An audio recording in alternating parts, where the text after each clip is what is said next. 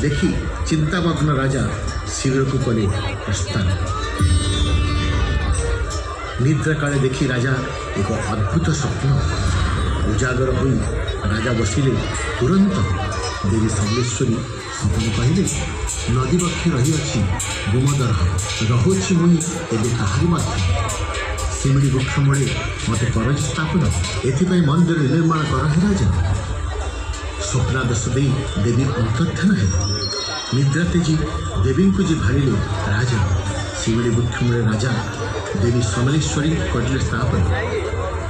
शताब्दी शताब्दी धरी देवी होइछन्ति सेठारे आसीन। स्वप्नादेश अनुरूप राजा आरंभिले मंदिर निर्माण, मात्र समस्त उद्यम तांको होइलाजी पंडित।